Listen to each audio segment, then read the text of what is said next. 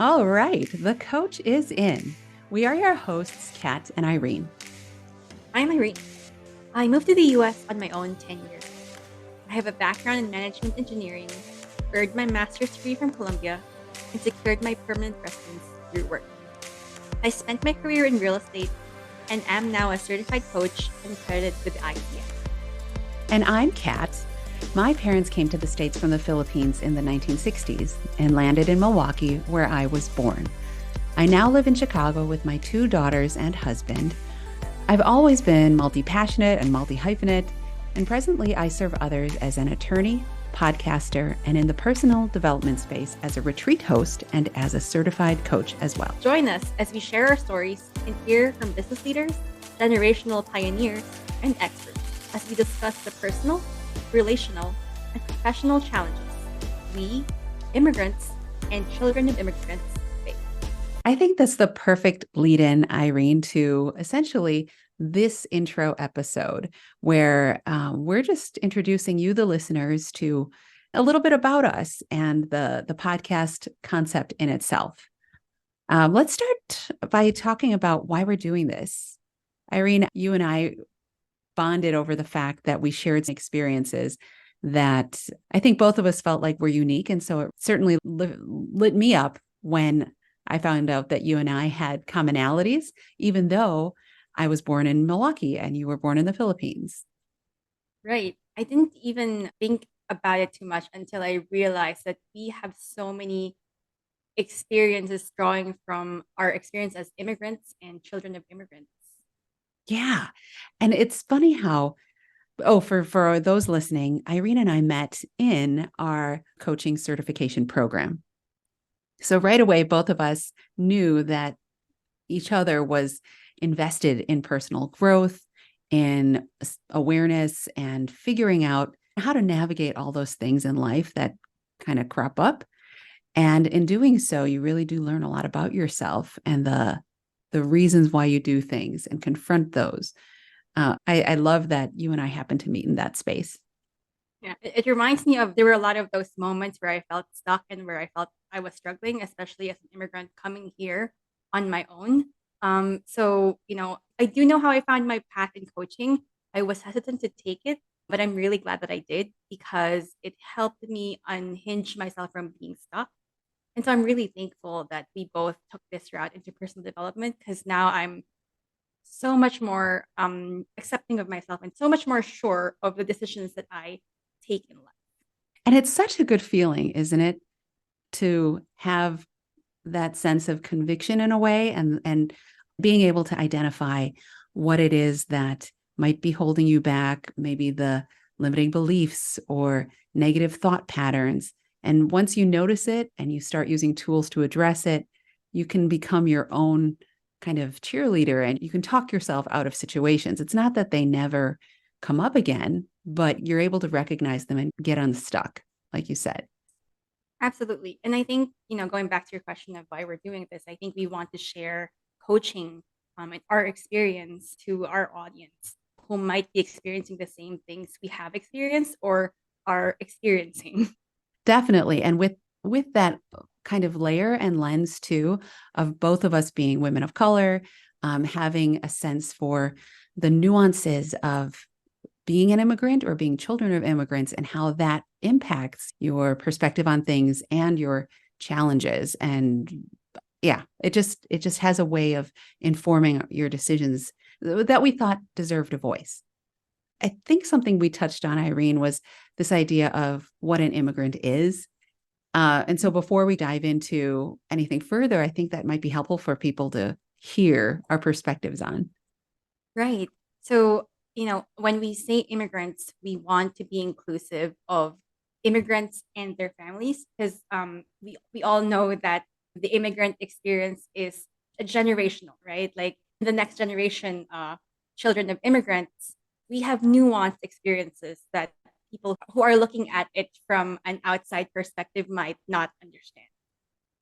Yeah, I think just the structure of or like the identity of an immigrant by its very nature carries with it this idea of displacement and a potential feeling of otherness and new beginnings and reinvention, while also carrying the expectations or a cultural weight that just comes from the knowledge of how different where you come from or where your culture is rooted in versus maybe the environment and the values that you're experiencing in your new locale.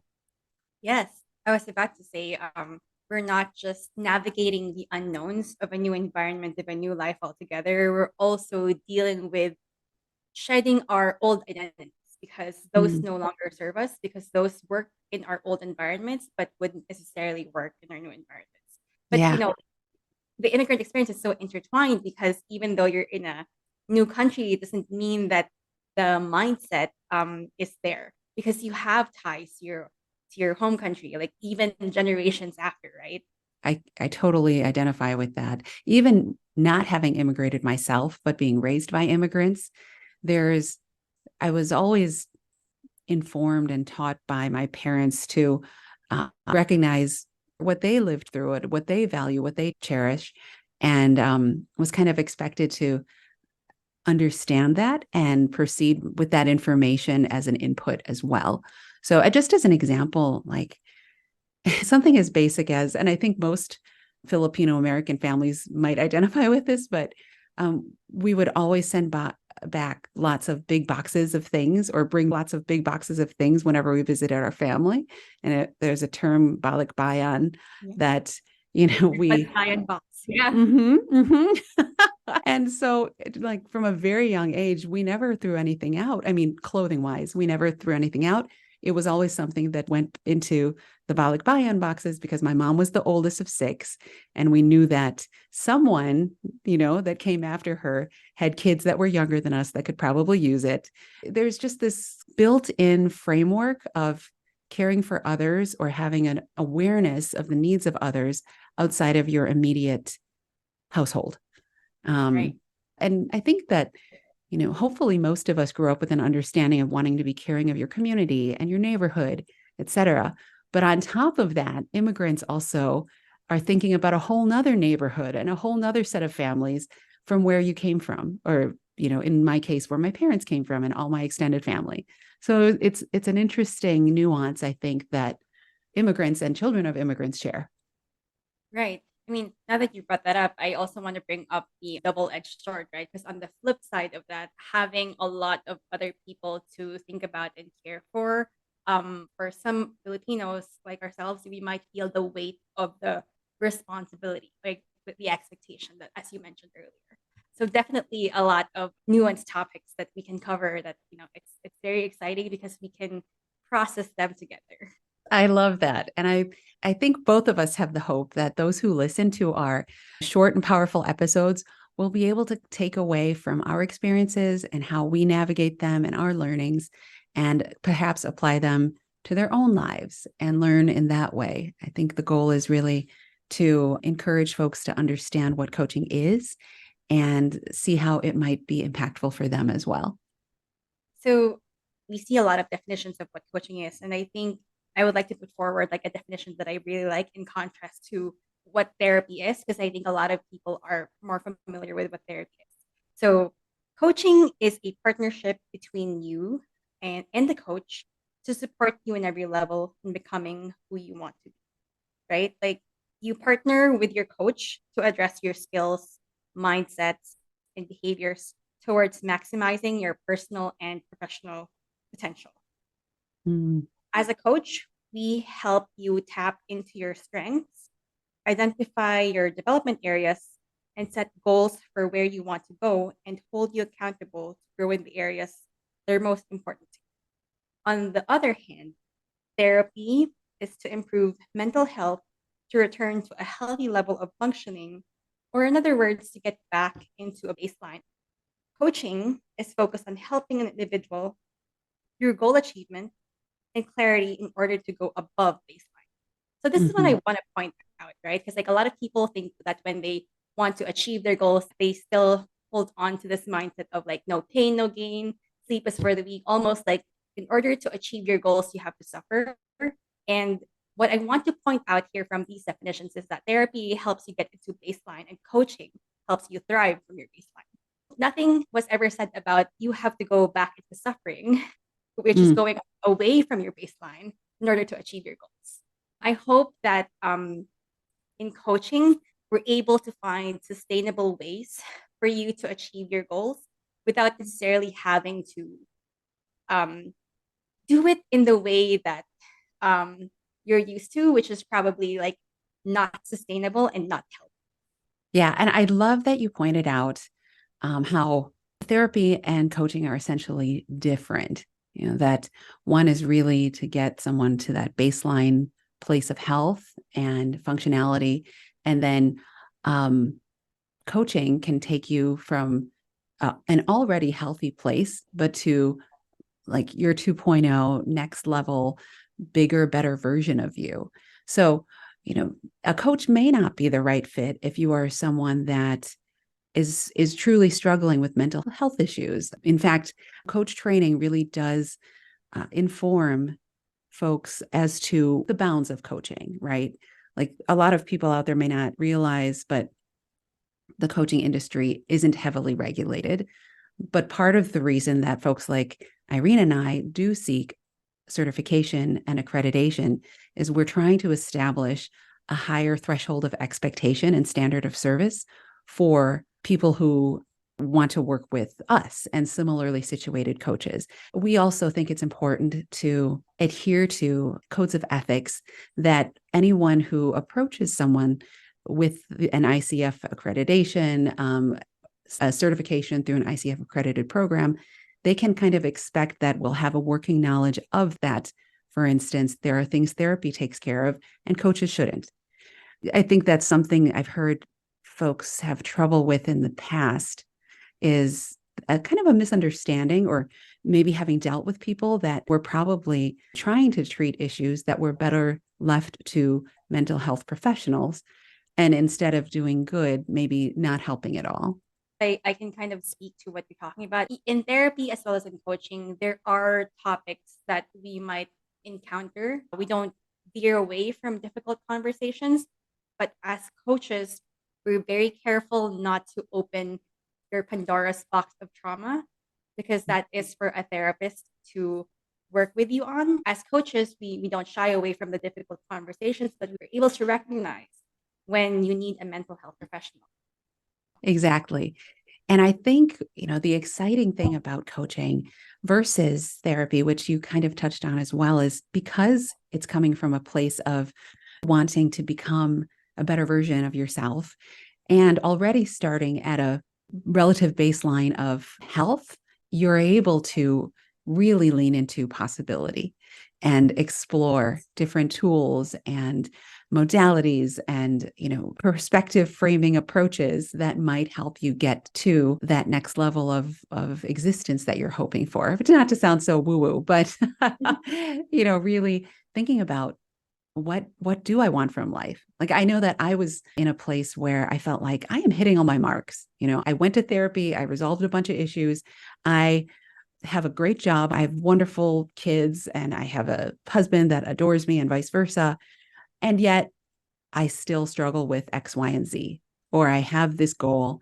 And for some reason, I'm not making headway towards accomplishing it. So where's the disconnect? Like I don't have anything I can really bring to a therapist. And yet I'm also not thriving. And that, at least that's where I was before I discovered coaching and really leaned into personal development. Yeah. I think one way of describing it would be you're able to set a goal, you know what to do, but a lot of people, despite knowing what to do, still have a hard time doing it or like motivating Mhm. themselves to do it. And I find that coaching helps make the doing it easier because you understand yourself, you know your values and what motivates you intrinsically. Another way what I wanted to touch on was how different is coaching from just having a conversation with your friends. Because a lot of people seek family and friends to help them keep themselves accountable. How different has coaching? I think the biggest change or the biggest difference is in a coaching space, the coach is really there to listen and center the client's story. So often In friend relationships, there's a background of history that might inform the advice that's being given. And what a lot of people don't realize is coaching is not advice giving. If anything, it's the opposite of that, where coaches will ask really good questions, reflect back really good observations, but ultimately drawing the client to their own conclusions about what's best for them. As opposed to, I think most friends have an opinion on like, oh, he's no good for you, or it's time for you to leave that job. When that's just not how the coaching relationship is structured. Right. And adding on to that, I think it has to do with how deeply we listen as coaches, because we're not just listening to the words that are being said. We are trained to listen to what's not being said. Good point. And having the objectivity, I think, of a third party who you may not have a close relationship outside of the coaching space. And so they're able to listen with more clarity and objectivity. Absolutely.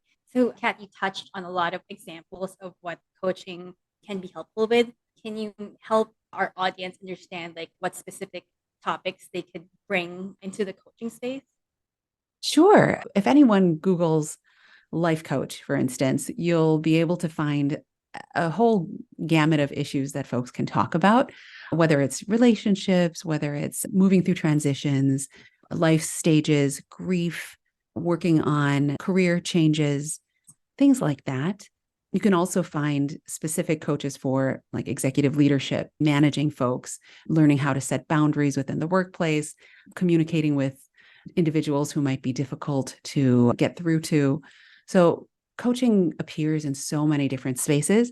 I think specific to myself, I am most interested in personal development and its relationship to professional development as well with high achieving moms. That tends to be the brunt of the women that I work with right now. I have a podcast that deals with moms of girls that kind of touches on a lot of this, where, there's a lot of ways that we as individuals, as moms, can show up that impacts our relationships with our daughters. So it's really important for us to know ourselves and dig through and figure out who we want to be so we can model that for our kids. Yeah, I'm just sort of speaking to kind of my wheelhouse. Irene, how about you? So for me, I am more interested in experiences of immigrants such as myself. I center on self-development as well, because I believe that everything goes back into the self, whether that's your issues with your workplace or with your relationships or with your parents. It goes back to how you view yourself and how you relate to yourself. And I think that we'll both be going into each of our, coaching areas and who you tend to work with and how that may evolve in future episodes. So you all can look forward to that. And we definitely invite you to reach out. This is our kind of intro episode to let you all know what it is that we're talking about. But if you're someone that thinks that you might be interested in being a guest as a guest client, and you're willing to share your experiences and your questions with Irene and I, do feel free to reach out, DM us, shoot us an email, go into the show notes, and you can find our website there and different ways to connect with us, because we absolutely would love to connect with you and see if we can work together. As we wrap up today's session, we invite you to reflect on what resonated with you in today's episode. If you're interested in exploring the topic as it relates to your own personal experience, head to the show notes and visit www.thecoachesinpodcast.com. That's www.thecoachesinpodcast.com. Get ready to break personal, cultural, or generational barriers that get in the way of being the best version of yourself and living the best version of your life.